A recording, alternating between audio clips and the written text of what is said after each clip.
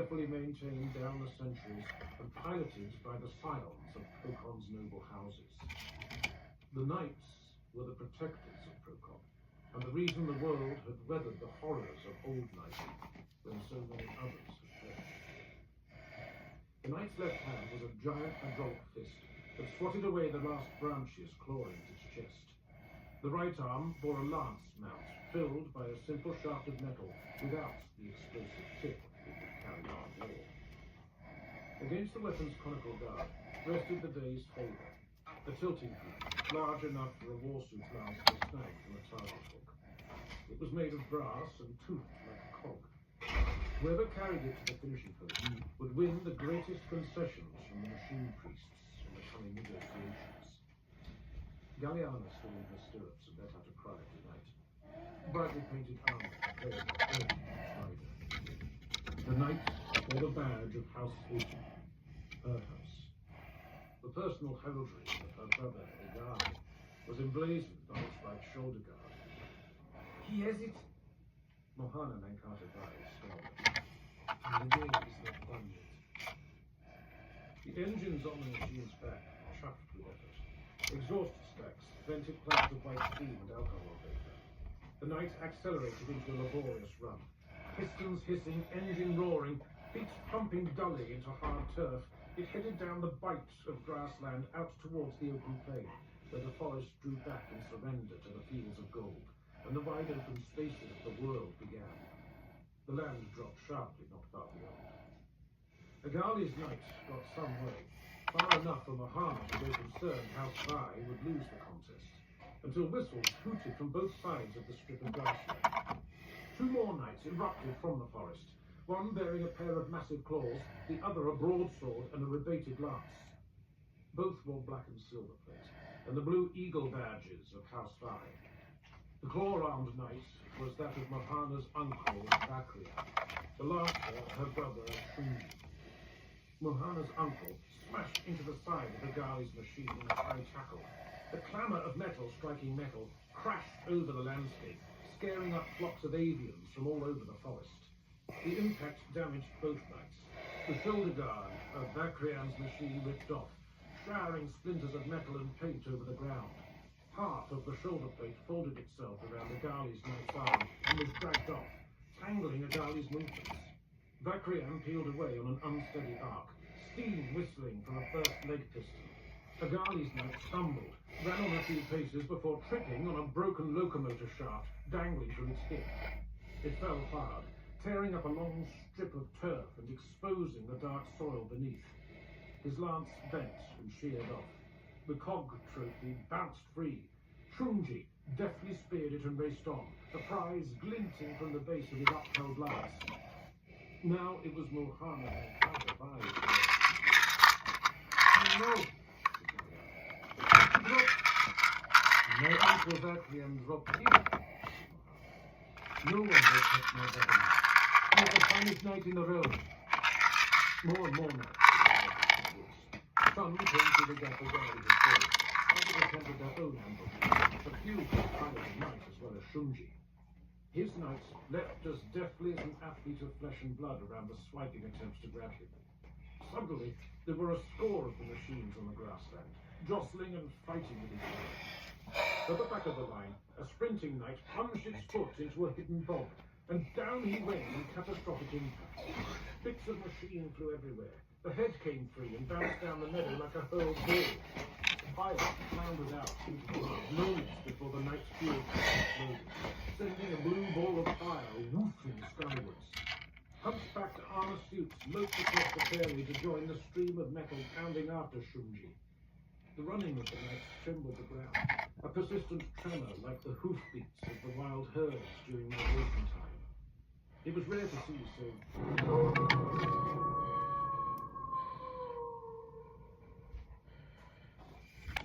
The grass a golden ribbon.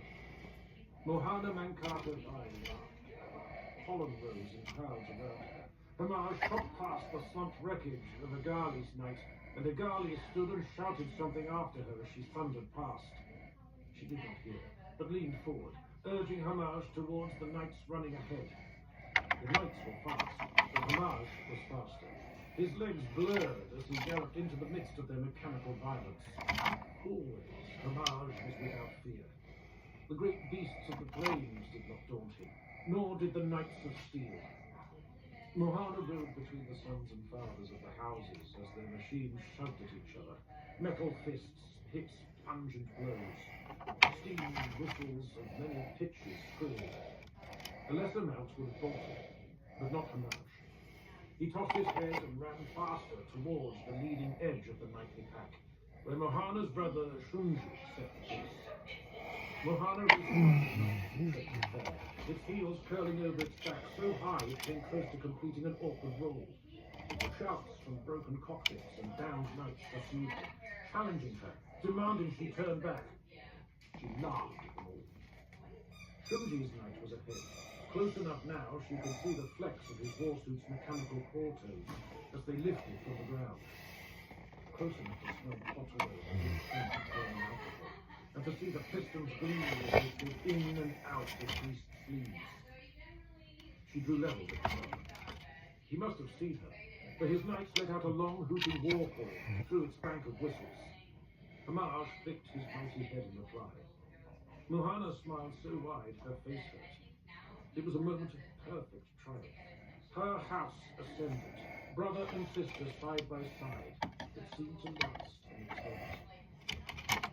It did every time she recalled. In truth, it was brief and cruelly snatched away. The flanged head of a steam harpoon punched through the chest piece of Shunji's knight with a sound like a smith's hammer hitting a bell. Steam geysered in every direction from severed feed pipes. The suit lost power instantly and sagged on depressurizing pistons. Heavy feet dragged at the ground. The enemies of House Bai were not yet down. Before Shunji's knight completed its fall forwards, the cable attached to the harpoon twanged taut. Shunji's knight was yanked backwards off its feet. The effect on the harpooner was as devastating as it was on Shunji's machine. The harpooner's arm was wrenched free, unbalancing the warsuit, and the knight pitched face forward into the dirt. Shunji's knight was ripped apart. Mohana ducked a piece of flying armor plate that would have decapitated her. Jets of scalding vapor blasted from both wrecked machines, showers of hot water and oil raining all around. The glorious run was over. Mohana hauled Homage to a sudden halt. Knights were gaining on her fallen brother. In their eagerness for the prize, two more collided and tripped over the wreckage of Shunji's attacker. One flipped over the smoking ruin. The other bounced off and staggered into the path of a third charging war machine. The clash of tons of metal hitting metal thundered over the world. Whistles shrieked. The knights slowed. Ponderous heads with primitive auto-senses. Mohana saw it first. It bounced over the short grass like a live thing fleeing a predator. She watched it hit a lump in the ground and take off, toothed edges flashing in the sun. Before she knew what she was doing, she set Homage into motion. The stallion lunged towards the prize. The cog was rolling along the ground, leaning over, about to come to a circling stop. Mohana swung low off her saddle. Rushes gripped her face. She reached out and grabbed the cog. It was almost too heavy for her to pull up, so she twisted, sending Homage veering sharply to the right, and used his momentum to sling herself back up into her seat. She hung the cog from her saddle horn and leaned into the wind. "Fly, Homage, fly," she breathed into the horse's ear. Her steed opened up his stride.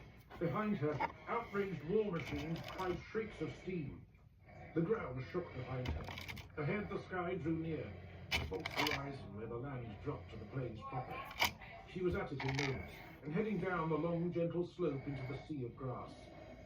A kilometre out from the slope, a vast geometric design had been carved from the vegetation, and the ground beneath fired as hard as clay. At the design centre, in the shadow of a vast metal void ship, was a golden arch, large enough to accommodate a knight, and beyond that a dais bearing the king and his court. A war machine was jogging after her. It approached the ridge too fast, lost its footing, and tripped. It tumbled head over heels down the slope, scattering components and armor plates. Hamaj dodged a bounding lump of wreckage. The horse was faster than the machines, but they were tireless, and he was not. She urged him on, using the advantage his 4 sure feet gave on the uneven ground while they had it. She was winning. She was not supposed to. The bottom of the declivity came soon. The ground leveled out into a series of gentle, swelling rises that rolled on into infinity. She pounded up and down each of them, the giant ship always in sight. They knew of voidcraft on Procon, but rarely saw them. Occasionally, the knights of the houses would have to fight off an invasion, or an itinerant merchant might step down on their world to sell wondrous goods. But none of those other craft, whether human or Xenos, could compare to the majesty of the ships of the Mechanicum of Mars. The craft was bigger than House Spy's fortress, 100 meters high, its sloping sides emblazoned with the off-worlder's strange heraldry. Most prominent of all was the divided skull they bore on all their gear and clothing, stamped into the panels on all sides of the ship. Its machine smell was acrid, far less welcoming than the warm scent of the steam engines that powered it. And yet she raced it with total abandon. She had crossed a line. There was nothing else she could do but see her action through to the end. The rattling pounding of night footfalls drew closer behind her. Too late. She flew under the arch and drew up her horse before the dais in front of the great ship. On the lofty throne sat her father, King Rahajan. Seated next to him in a metal chair made of the exact size and weight as the king was the representative of the machine priests. Her father was unreadable to most, but she recognized the signs of fury in his eyes. The priest's face was hidden by his cowl. Mohana had an impression of metal and old flesh. Long, banded tentacles like snakes danced around. She suspected he looked monstrous under his hood, like one of the Iron Men from the old stories, whose rampage had cast down the realms of the ancients. The 3 highest lords of Procon sat on the level below the king. They were the heads of the 3 major houses, lesser only than House Spy itself. A crowd of womenfolk and minor male courtiers were seated in a box on the lowest floor. Around the mechanical requisition were a group of outlandish men machines, constructed rather than born, like a collection of badly judged statues. Mohana lifted up the heavy cog in both hands and showed it to them all. In the name of House Spy, I claim the patronage of the Mechanicum of Mars and the favor of the forge world of Tigris. He threw the cog down onto the bare-baked earth. She might as well have dropped a bomb. Her father's position was compromised. He could not rebuke her, because he would throw the whole contest into doubt. But if he backed her actions, he disrespected his dukes. Either way, the honor of House Spy was at stake. His cold stare promised terrible punishment. The royal court was aghast. They goggled in disbelief and muttered behind their hands. The blank metal and flesh visages of the mechanics. That's it for right now.